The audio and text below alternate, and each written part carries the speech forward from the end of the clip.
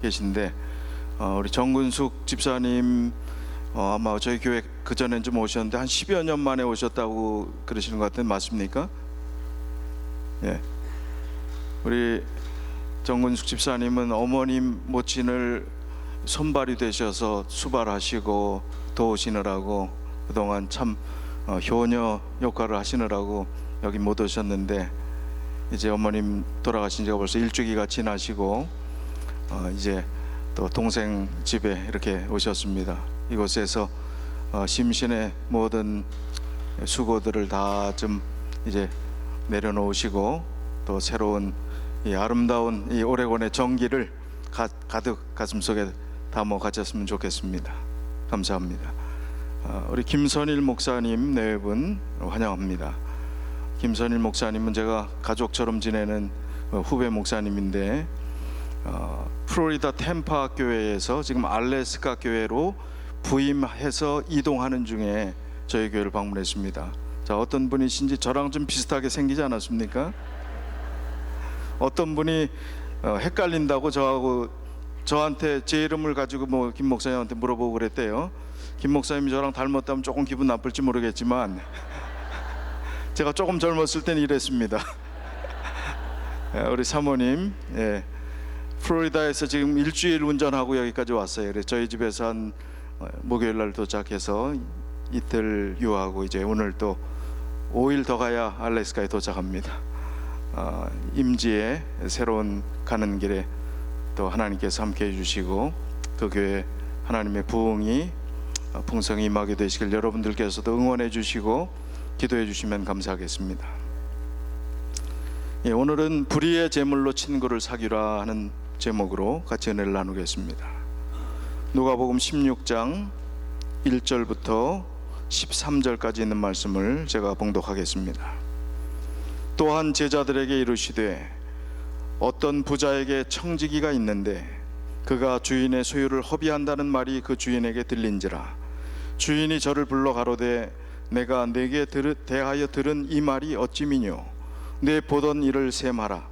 청지기 사물을 계속하지 못하리라 하니 청지기가 속으로 이르되 주인이 내 직분을 빼앗으니 내가 무엇을 할꼬. 땅을 파자니 힘이 없고 빌어먹자니 부끄럽구나. 내가 할 일을 알았도다. 이렇게 하면 직분을 빼앗긴 후에 저희가 나를 자기 집으로 영접하리라 하고 주인에게 빚진 자를 낱낱이 불러다가 먼저 온 자에게 이르되 내가 내 주인에게 얼마나 졌느뇨. 말하되 기름 100마리니이다. 가로되 내가 여기 내 증서를 가지고 빨리 앉아 50이라 쓰라 하고 또 다른 이에게 이르되 너는 얼마나 졌느뇨. 가로되 밀 100석이니이다. 이르되 여기 내 증서를 가지고 80이라 쓰라 하였는지라. 주인이 옳지 않은 청지기의 일을 지혜 있게 하였으므로 칭찬하였으니 이 세대의 아들들이 자기 시대에 있어서는 빛의 아들들보다 더 지혜로움이니라. 내가 너희에게 말하노니 불의의 제물로 친구를 사귀라. 그리하면 없어질 때에 저희가 영원한 처소로 너희를 영접하리라. 지극히 작은 것에 충성된 자는 큰 것에도 충성되고 지극히 작은 것에 불의한 자는 큰 것에도 불의하니라. 너희가 만일 불의한 제물에 충성치 아니하면 누가 참된 것으로 너희에게 맡기겠느냐. 너희가 만일 남의 것에 충성치 아니하면 누가 너희 것을 너희에게 주겠느냐. 집 하인이 두 주인을 섬길 수 없나니 혹 이를 미워하고 저를 사랑하거나 혹 이를 중히 여기고 저를 경히 여길 것임이니라. 너희가 하나님과 재물을 겸하여 섬길 수 없느니라. 자, 이 비유는 비유 중에서 아주 까다롭고 어려운 비유입니다. 왜 칭찬하셨을까? 예수님 비유로 말씀하셨을 때 불의한 청지기를 불의한 행동을 했는데 왜 칭찬하셨을까? 칭찬하시는 부분은 무엇이고 어떤 교훈을 우리에게 주시기 위해서 이 말씀을 하셨을까? 우리가 잘 이 비유를 조금 깊이 생각하면서 이 말씀을 따라오시면 좋겠습니다. 자, 여러분께 질문을 드리겠습니다. 단순한 질문, 많이 들었던 질문일지 모르지만 중요한 질문입니다. 심각한 질문입니다. 여러분들이 많이 들었지만 깊이 생각하지 않았을 질문일 수 있습니다. 질문 드리겠습니다. 자, 여러분의 인생의 목적은 무엇입니까? 여러분 개개인의 나의 인생의 목적은 무엇인가? 내가 지금 사는 목적은 무엇인가? 생각할 겨를 없이 바쁘게 사셨습니까? 내가 왜 살고 있는가? 그냥 죽지 못해 살고 있습니까? 그저 하루하루 살지요 그겁니까? 한번 물어보세요. 조용한 시간에 내가 지금 사는 목적이 무엇인가? 왜 살고 있는가? 그리스도인으로서 대답할 수 있고, 그냥 우리가 이 세상에 사는 한 자연인인 한 사람으로서 우리가 그 물음에 대답을 해야 합니다.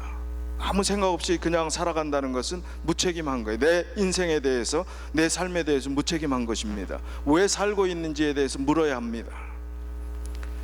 우리가 잘 아는 어네스트 해밍웨이의 노인과 바다, 1952년에 발표한 15년 동안 구상했던 이 소설이 꽤 유명해졌죠. 노벨상을 탔고, 노벨 문학상을 탔고, 퓰리처상을 받았던 이 노인과 바다는 그 내용을 읽어보면 이걸 가지고 노벨상을 받았어 하고 의아할 정도로, 그러나 다시 또 읽으면 또 다른 의미가 있고 또 다른 의미가 있고 새로운 내용들을 다각도로 생각하게 하는 그런 글이 여기에 해당되어 있습니다. 제가 교회 건축하는 그 사진은 그냥 지나가 버렸는데 깜빡하고, 교회 잘 진행되고 있습니다. 이제 하수도 공사하고 또 보일러 내부 시설 공사하는 게 조금 달라진 업데이트된 모습입니다. 자, 이 노인과 바다의 스토리를 아주 짤막하게 요약합니다. 그리고 우리가 한번 생각해 볼 여지가 있어서요. 자, 이 해밍웨이가 쿠바에서 좀 한동안 살았어요. 그래서 쿠바에 살면서 영향을 받았습니다. 해밍웨이가 좋아한 것은 낚시였습니다. 낚시 중에서 낚시하는 사람의 평생의 꿈이 뭐냐 하면 청새치를 잡아보는 거예요. 청새치, 블루마린이라는 것입니다. 300파운드가 넘고 2m가 넘는 뾰족하게 이렇게 생긴 거 있죠. 이 그림에도 좀 나올 겁니다. 근데 여기 주인공은 늙은 어부 산티아고라는 어부입니다. 84일 동안 조각배를 타고 고기를 잡아 헤맸는데 한 마리도 못 잡았어요. 사람들은 이제 그의 운이 다했고 너무 늙어서 이제 어부로서의 모든 삶의 어떤 유효 기간은 끝난 것처럼 이야기했습니다. 그러나 이 노인은 포기하지 않았습니다. 다시 바다로 나갔습니다. 그 아슬아슬한 조각배를 타고 바다로 나가는 것입니다. 먼 바다까지 나간 노인은 마침내 거대한 청새치 한 마리와 맞닥뜨리게 되었습니다. 하지만 그 조각배보다 더 크고 힘이 센 이 청새치로 인해서 노인은 3일 동안 고독한 사투를 벌이게 됩니다. 거기서 그 대화의 여러 내용들이 인생에 생각할 수 있는 수많은 얘기들이 나오지요. 이것을 잡으면 몇 인분이나 고기가 나올까? 자기는 이 고기도 먹지 않을 텐데 내가 이렇게 싸우는 것이 타당한가? 뭐 이런저런 이제 그런 뉘앙스의 흐름들의 대화들이 오갑니다. 3일 동안 정말 사투를 벌이고 죽을 힘을 다해서 그 청새치를 드디어 잡게 됩니다. 기쁨도 잠시. 이제 피냄새를 맡은 상어떼가 몰려오는 것입니다. 상어를 또 퇴치하기 위해서 노를 부러뜨리고 뾰족한 부분으로 상어를 찔러서 퇴치하고 했지만 역부족이었습니다. 결국 그렇게 귀하고 평생의 꿈처럼 여겼던 그 청새치가 상어에 의해서 다, 그림 좀 보여주세요. 그림, 이렇게 됐습니다. 뼈만 남은 청새치를 가지고 결국 항구로 돌아오게 됩니다. 그리고 그 할아버지를 기다렸던 소년과 만나는 이야기, 그것으로 이제 끝나게 됩니다. 여기 유명한 명언이 나오죠. 인간에게는 파멸은 있을 수 있지만 패배란 있을 수 없다라는 명언이 나오는데, 그러나 여기서 끝까지 포기하지 않는 건 뭐 여러 가지 교훈들을 가질 수 있지만, 저는 제가 보는 각도는 인생은 무엇인가 하는 거예요. 지금 청새치, 자기가 먹지도 않을 청새치를 위해서 3일 동안 사투를 벌이는 그 모든 모습은 인간이 정말 가치 있다고 생각하고 꿈처럼 여겼던 그 일을 가지고 사투하면서 벌였던 인생살이와 아주 닮아 있다는 생각들을 해봅니다. 그게 정말 의미 있는 일이었는가? 죽을 만큼 고생할 만한 일이었는가? 내가 돈 벌고 자녀 키우고 지금까지 살아왔던 그 모든 고군분투했던 그 모든 일들이 정말 그렇게 생명을 걸 만큼 아슬아슬한 수많은 위기 가운데서 그렇게 나의 삶의 모든 것을 투자할 만큼 중요한 일이었던가, 그런 생각들을 해보게 됩니다. 그러나 그렇게 성공했고 기쁨이 있었지만, 우리의 삶에도 성공이 있었고 기쁨이 있었고 행복이 있었고 누리는 것이 있었고 최고의 정점을 찍은 적이 있었지만, 그러나 돌아온 이 노인의 그 전리품은 앙상하게 뼈만 남은 청새치, 그것이 그의 삶의 결론이었습니다. 인생이 무수한 투쟁과 열심으로 살아왔던 우리의 삶의 결론이 이런 앙상한 뼈만 남은, 그야말로 물고기의 죽은 시체를 가지고 오는 것이 우리의 결론이라면, 그건 얼마나 험한 결론이 되겠습니까? 이 노인이 얼마나 더 쓸쓸한 결론이 되겠습니까? 우리는 지금 무엇과 싸우고 있습니까? 참된 가치를 위해서 싸우고 있습니까? 어떤 미래를 맞이하기 위해서 준비하고 있습니까? 오늘 예수님께서 주신 이 비유는 굉장히 중요한 비유입니다. 재물에 대한 이야기를 하려고 하는 것이 아니라 어떤 목적과 어떤 가치를 위해서 미래를 준비하고 살아가느냐를 묻는 핵심적인 내용에 해당되는 비유입니다.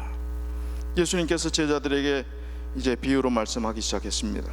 어떤 부자가 오늘날로 말하면 자산 관리인을 고용했습니다.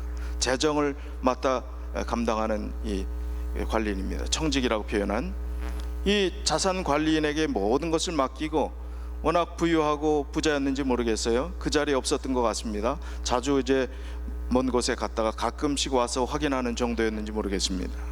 그런데 이 주인의 귀에 들리는 소리가 아주 나쁜 소문이 들리기 시작했습니다. 이 돈이 제대로 운영이 안 되는 것 같고 손해가 되고 이 청지기를 믿을 수 없게 되는 어떤 그런 안 좋은 소식입니다. 뭔가 제대로 하지 않는 것 같습니다. 이제 정확한 것을 파악하기 위해서 모든 장부를 점검하고 이제 모든 것들을 확인하기 위해서 이 청지기를 만나게 될 때, 이 청지기는 벌써 이제 끝났구나. 자기가 여기서 아무리 빠져나갈 변명 구실을 대고 뭘 얘기해도 이제 자기는 해고당할 수밖에 없음을 이제 깨닫게 됩니다. 그리고 주인도 해고할 결심을 하게 됐습니다. 그렇게 결정을 하고 이제 갑니다. 이제 주인을 만나기 직전에 약간의 틈이 있었어요. 근데 이 불의한 자산 관리인이, 성경에 불의한 그렇게 표현했지요. 어떻게 합니까? 어떤 행동을 합니까? 주인 거 가지고 생색을 내고 인심을 쓰기 시작합니다. 빚진 사람들을 다 오라고 합니다. 근데 그 당시의 상황들을 보면요, 쭉 문헌들을 살펴보면 이 유대인들이 지금 사람들에게 꿔주고 지금 기름을 얼마 또 밀을 얼마 꿔주고 했을 때 고리대금을 했다는 거예요. 고리대금. 얼마의 이율이었냐면 50% 100%의 고리대금을 했다는 겁니다. 그러니까 이 불의한 청지기가 반을 탕감해주고 20% 탕감해주고 했던 그것은, 그게 엄청난 탕감을 해준 것은 아니라는 거예요. 그러나 그토록 고리대금을 했던 그런 분위기에서 불의한 청지기가 그걸 해준 것만 해도 너무나 큰 것이라는 겁니다. 근데 어떻게 이 실직할 위기에 놓인 이 청지기는 어떤 생각을 했어요? 자기가 이제 실직당하면 어떻게 될까 생각하는 얘기가 성경에 나오지요. 땅을 파자니 뭐가 힘이 없고, 나이가 좀 들은 사람 같지요? 아니면 아주 약한 사람이든지, 땅을 파자니 힘이 없고 빌어먹자니 수치스럽구나. 또 그 일을 하자니 소문이 나서 그 업계에서는 안 써주는 겁니다. 이제 끝났어요. 그러니까 자기 먹고 살 궁리를 하는데 그야말로 이제 아이디어가 딱 번쩍하고 떠오르는 것이, 빚진 자의 사람들의 빚을 탕감해줘서 그 사람들한테 잘 보여서 나중에 그 사람들 신세를 지면 자기 노후가 편안해지지 않겠느냐, 그겁니다. 그래서 이제 기름을 100마를 꾼 사람을 불러다가 뭘로 바꾸래요? 몇 프로 탕감해줘요? 50%를 탕감해 줍니다. 이 올리브유를 이야기하는데 그 당시 이 한 말은 바트라는 단위를 썼습니다. 이 한 말은, 그러니까 지금 100바트라는 것은 올리브나무, 큰 올리브나무 146그루에서 짜낼 때 그게 100바트가 된다는, 100말이 된다는 거예요. 그러니까 어마어마한 양입니다. 그 나무가 146그루에 해당되는 그 정도로 빚을 졌는데 그걸 반을 탕감해 줬으니 얼마나 좋겠어요. 기분이 얼마나 좋겠습니까? 그 다음에 밀에 대한 이야기가 나오는데 밀 100석을 빚졌다고 이렇게 이야기를 합니다. 근데 80석으로 바꾸라고 했습니다. 이 석이라고 하는 그 개념은 코르라는 단어를 썼는데 1코르는 275kg입니다. 그러니 100코르는 27,500kg이에요. 쌀을 한국의 옛날 가마니로 따지면 한 가마니가 몇 킬로입니까? 80kg. 80kg 가지면 한 식구가 한 어느 정도 먹죠? 5식구 기준으로 하면 쌀 한 가마니 2달 먹습니까? 전 쌀 걱정 안 하고 참 귀하게 커갖고요.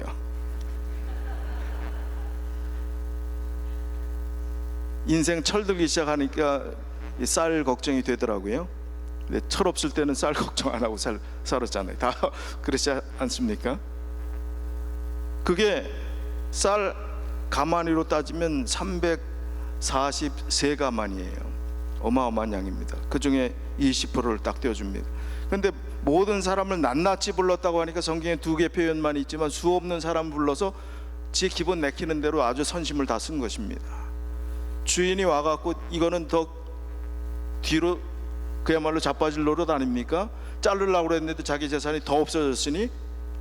그런데 이해할 수 없는 얘기가 나옵니다. 이 주인이 칭찬을 해요. 불의한 그 행동을 칭찬한 것이 아닙니다. 뭘 칭찬했어요? 자기 먹고 살 궁리를 하고 미래에 대해서 대비하는 그 자세에 대해서 참 지혜롭구나. 이 주인이 비유예요, 비유. 그러니까 실제로 절대 일어날 수 없는 일입니다. 비유. 그러니까 예수님께서 하신 핵심은 칭찬하는 것은 미래에 대해서 준비하는, 대비하는 그 자세가 참 지혜롭구나. 그러면서 이 8절 중단에 있는 말씀을 제가 공동 번역으로 읽으면, 세속의 자녀들이 자기네들끼리 거래하는 데는 빛의 자녀들보다 더 얕다, 약삭빠르다 이겁니다. 세속의 자녀들이 자기네들끼리 거래하는 데는 빛의 자녀들보다 더 약아 빠졌다 이겁니다.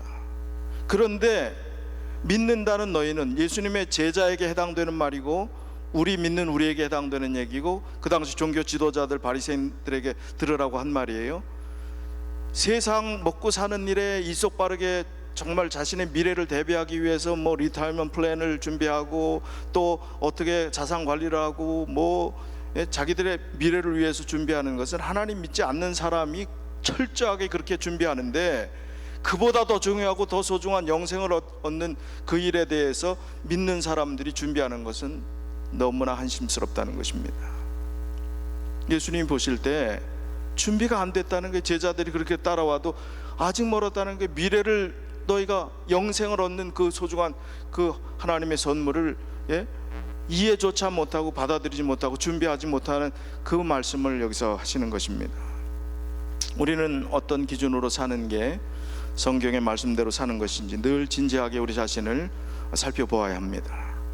그렇지 않으면 어느 순간에 우리도 이 세상의 이기적인 요구를 당연한 것으로 받아들이게 될지 모릅니다. 자기의 안전을 위해서 주인에게 손해를 끼친 이 청지기를 칭찬하는 본문을 근거로 해서 자신의 그런 삶을 합리화할 수도 있습니다. 자, 이 사건에서 우리가 눈여겨보아야 할 대목은 청지기가 왜 그런 일을 저질렀는가 하는 것입니다. 청지기 자리를 쫓겨나게 될 경우에 자신과 좋은 관계를 맺어 자기를 맞아줄 것이라고 생각했기 때문입니다. 그런데 예수님의 비유를 잘 보면 9절에 뭐라고 그랬어요? 그러니 잘 들어라. 세속의 재물로라도 친구를 사귀어라. 그러면 재물이 없어질 때 너희는 영접을 받으며 영원한 집으로 들어갈 것이다. 그런데 이 청지기의 비유에 나오는 것이 현실이라면, 이 청지기는 지금 앞으로 미래가 대우받고 자기 먹고 살 궁리를 하는 것은 자기 목숨이 붙었을 때까지 그렇게 자기가 도움을 준 사람들에게 도움을 받을 것입니다. 그런데 여기 9절에는 뭐라고 그랬어요? 그 집이 너희는 영접을 받으며 영원한 집으로 들어갈 것이다. 영원한이라는 개념이 들어 있습니다. 예수님께서 말씀하시고자 하시는 것은 이 세상에서 신세 잘 지고 이렇게 잘 베풀면 너희가 사는 날 동안 그거 다 돌려받고 그 이상 돌려받고 대우받고 살 것이다, 그겁니까? 아니잖아요. 영원한 집이라고 이야기하는 것은 무엇입니까? 영원한 하늘 나라를 위해서 이 땅에서 지혜롭게 준비하면 그것이 가장 복된 일이고, 그 일을 위해서 너희가 준비된 삶을 살라고 제자들에게, 믿는 우리들에게 이야기를 하고 있는 것입니다.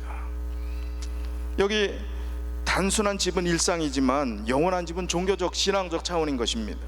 재물에 관한 설명에도 역시 이런 차이가 드러납니다.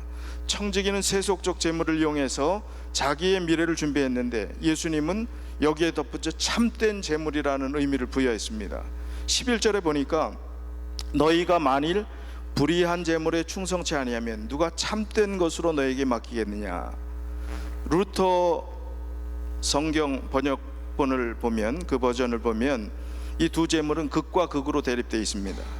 불의한 재물은 불의한 맘몬이라고 되어 있어요. 그 헬라어의 재물이라고 하는 건 맘몬이라는 단어를 썼습니다. 맘몬은 재물의 신을 이야기하는 게 신, 돈과 관련된 우리에게 물질을 축복을 준다는 그 신에 대한 그 개념을 맘몬이라고 하는데, 불의한 맘몬 이렇게 되어 있습니다. 그 다음 참된 것은 진정한 것이라 그렇게 표현이 되어 있습니다. 아주 극과 극의 대조지요. 예수님은 지금 처세술에 대해서 말씀하시는 게 아닙니다. 청지기 처세 잘했다고 칭찬하시는 것이 아닙니다. 하나님과 그의 나라에 관해서 이야기하는 것입니다. 우리가 사는 인생의 궁극적인 목표의 결론이 잘 준비되었느냐, 그것을 묻는 것입니다. 미래를 위해서, 영원한 나라를 위해서 지금 준비하고 살아가느냐는 것을 묻는 것입니다. 청지기가 모든 걸 잃었을 때 자기를 맞아줄 사람에게 최선을 다한 것처럼, 우리들은, 제자들도 모든 것을 잃었을 때, 우리의 생명이 끝나는 마지막 순간, 아무것도 가져갈 수 없이 빈손으로 갈 그 엄숙하고 두려운, 또 어떤 면에서는 아무것도 없는 빈 마음을 가졌을 그때에 받아주실 분에게 최선을 다하고 있느냐 하는 것을 묻는 것입니다. 청지기가 청지기 자리를 잃는 것은 곧 제자들이 죽음을 맞이한다는 것과 동일한 의미입니다. 죽음에서 우리는 모든 것을 잃습니다. 우리가 평생 동안 노력한 모든 대상이 물거품이 되고 맙니다. 그런 것들은 우리의 미래를 보장해 주지 못합니다.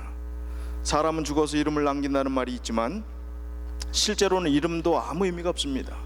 죽음 이후에 우리를 영원한 집으로 맞아 주실 예수 그리스도, 그분이 있느냐가 중요한 것이지, 우리가 이 땅에 살아가면서 지내왔던 모든 과정 가운데 누렸던 것, 붙잡았던 것, 의미가 없어진다는 것입니다.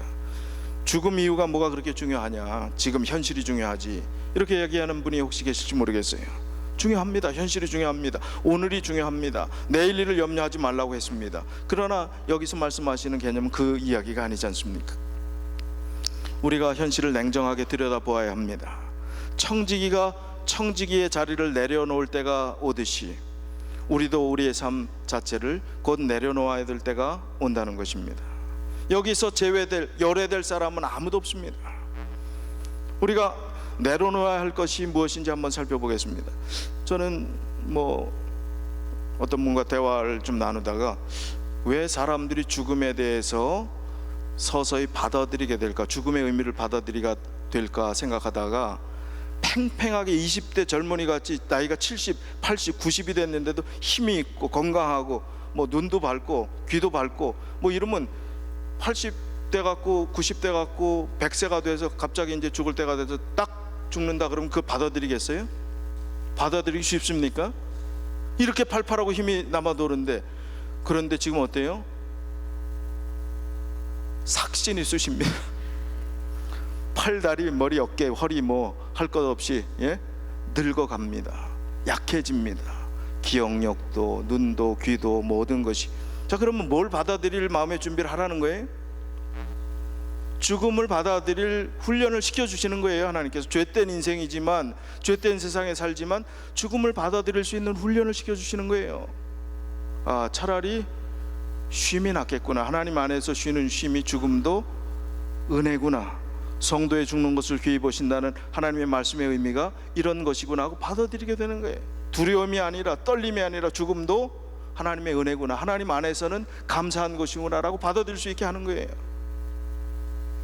자, 우리가 그토록 자신했던 그 건강이 지금 있습니까? 그 젊음이 있습니까? 점점 힘들잖아요. 뭐 똑같은 일 했는데도 점점 힘들잖아요. 점점 기억도 못 하잖아요. 아이, 제 이 젊은 사람이 깜빡하는데 뭐 사람 이름도 옛날에 뭐 너무나 잘 알았는데 누구 얘기하면 멍해지는 거예요. 검사 좀 받아봐야 될지 모르겠어요. 누구나 해당되는 이야기지 않습니까? 정말 외모 지상주의가 판을 치고 있지만 그토록 예뻤던 그 미모는 다 어디 갔습니까? 이리 처지고 저리 처지고 아무리 땡겨봐도 소용이 없는, 돈 들여봤자 소용이 없는 외모가 무슨 의미가 있어요? 시간 지나면 아무 의미가 없는 것입니다. 젊음도 건강도 외모도 쓰러져 갈 뿐입니다. 우리가 부여잡고 있는 그런 것, 부질없는 것이 되는 것입니다. 물질도 마찬가지입니다. 우리가 가진 재능도 마찬가지입니다. 다 모든 것이 사라져갈 그때에 예비하고 있느냐, 준비하고 있느냐 하는 것입니다. 이 불의한 청지기는 약삭빠르게 미래를 준비하는 그 지혜는 믿는 사람보다 더 훌륭하다 이겁니다. 너희도 그 지혜를 배우라 하는 교훈이에요. 거기 다른 불의한 방법, 그걸 칭찬하는 게 절대 아니죠. 이 세속의 재물로 친구를 사귀라, 그리고 거기에 충실해야 된다 하는 그 개념의 두 개의 전치사가 나오는데, 세속적인 재물로부터 나와서라는 헬라어 전치사가 있고, 영원한 집으로 라는 건 들어간다는 뜻이 있어요. 세속적인 재물로부터 나와서 영원한 집으로 들어가라, 그 개념입니다. 그러니까 이 세상의 재물과는, 성경의 재물과는 돈에 대해서 뭐 악하다, 나쁜 것이다 라고 하는 것이 아니지만, 돈을 잘못 사용하면 그것은 불의한 것이 된다는 것입니다. 우리가 잘 알고 있지 않습니까? 모든 사건 사고에 돈이 개입되어 있나요? 재벌들의 형제들의 왕자의 난 뭐 어쩌고 저쩌고 하는 얘기가 뭐가 개입되어 있어요? 돈이 없으면 그런 일이 있습니까? 시골에서 정말 농사지면서 이것저것 없는데 그렇게 문제가 생길 수 있습니까? 아니잖아요.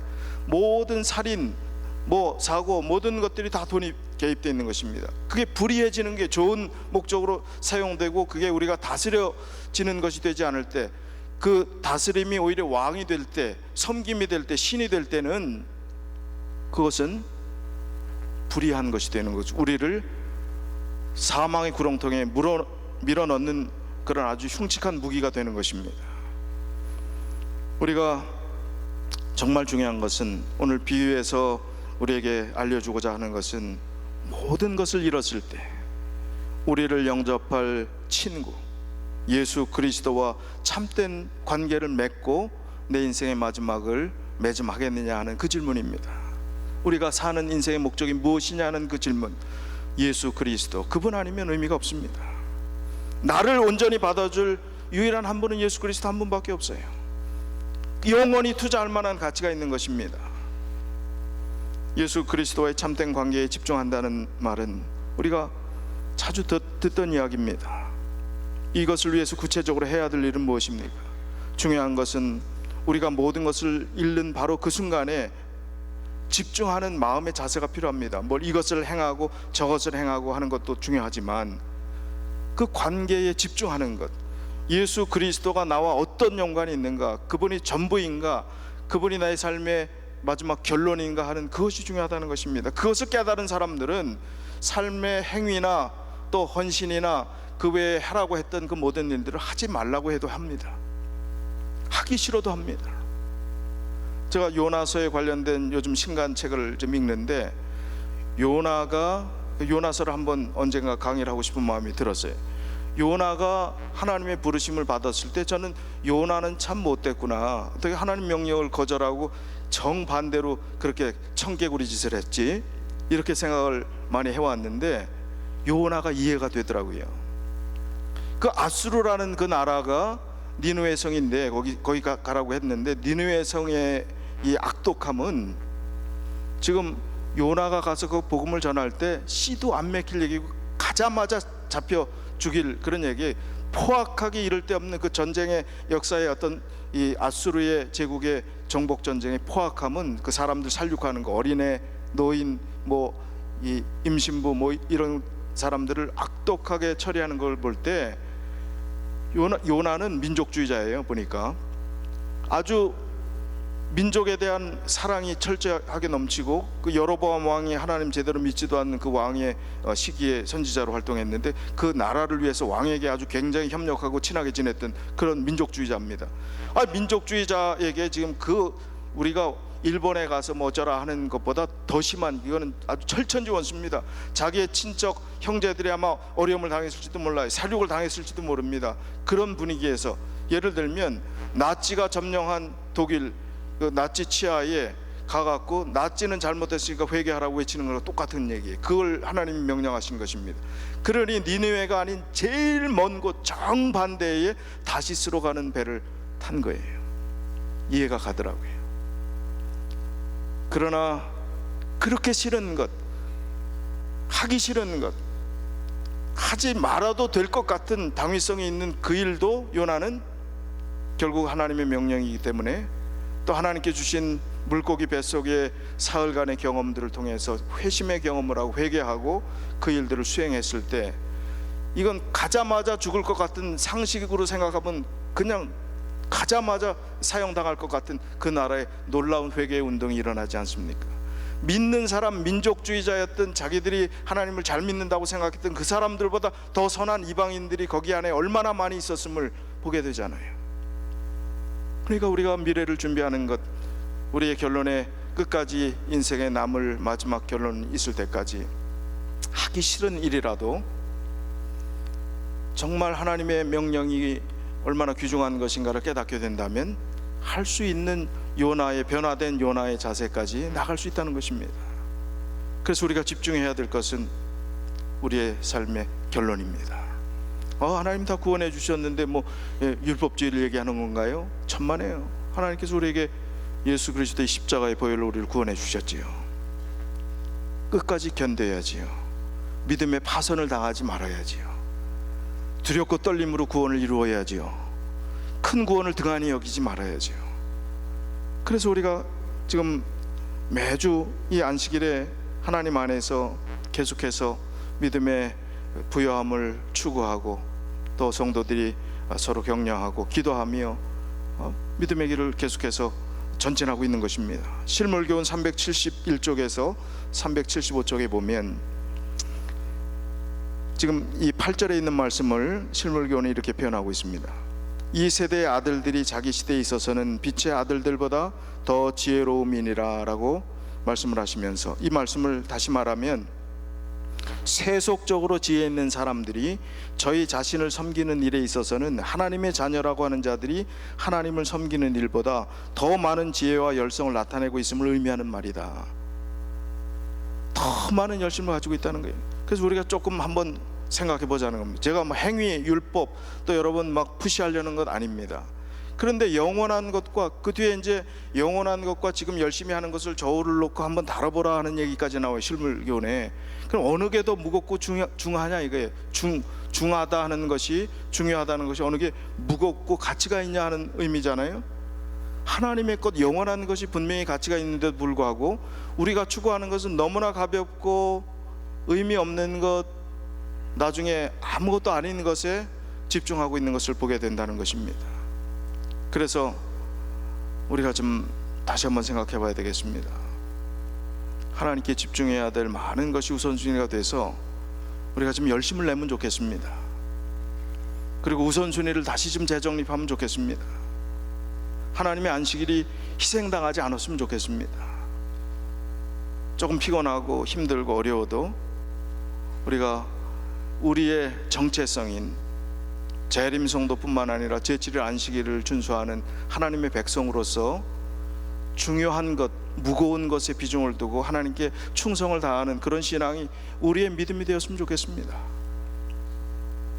그럴 때 하나님께서 우리가 인생의 마지막 가장 중요한 것에 초점을 두고 살아가는 인생임을 깨닫고 정말 자연스럽게 우리의 삶이 끝나는 그때, 주님께서 재림하시는 그 시간에 우리의 눈이 떠졌을 때 의로운 중에 주의 형상으로 만족하리다 하는 시편 기자의 말처럼 주님을 기쁨으로 맞이하는 그 자리가 우리의 자리가 되리라고 생각합니다.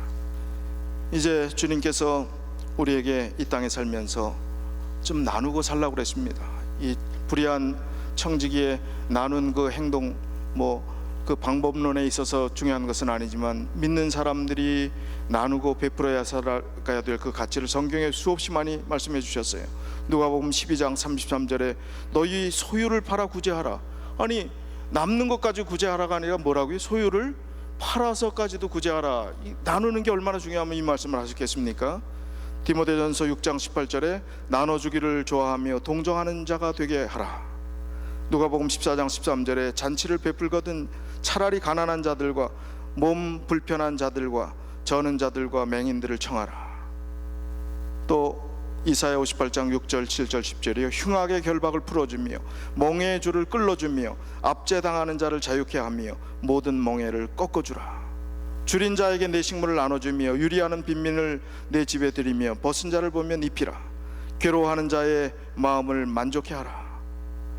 그리고 마가복음 16장 15절에 너희는 온 천하에 다니며 만민에게 복음을 전파하라. 복음만 전했을까요? 아닙니다. 이런 나눠줌과 베품과 초대교회의 유무상통하는 그 아름다운 정신들로 인해서 하나님의 복음은 급속도로 정말 신실한 그 성도들의 헌신들을 통해서 하나님의 복음은 급속도로 확산되었던 것입니다.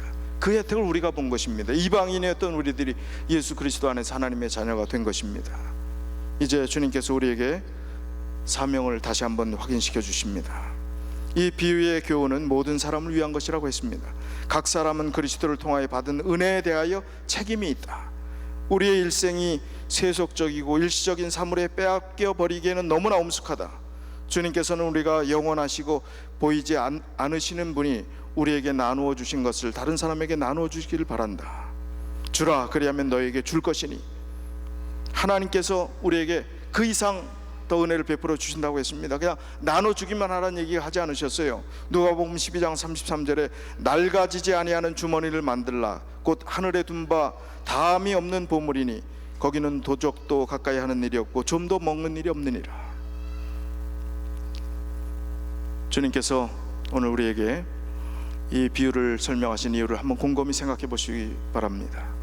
그리고 내 삶의 목적이, 내 삶의 결론이 지금 옳은 방향으로, 하나님께서 원하시는 방향으로 잘 진행되고 있는지 깊이 생각하시면서 하나님께서 원하시는 복음을 나누는 일에 우리의 사랑과 마음을 나누고 우리의 모든 재능과 재물까지도 나누고 하나님의 사업이 든든히 서기 위해서 우리의 우선순위를 정립하고 무거운 것에 초점을 맞추고 영혼을 위해서 준비하는 우리 믿음의 사람들이 다 되시길 바라면서 오늘 말씀을 줄이겠습니다.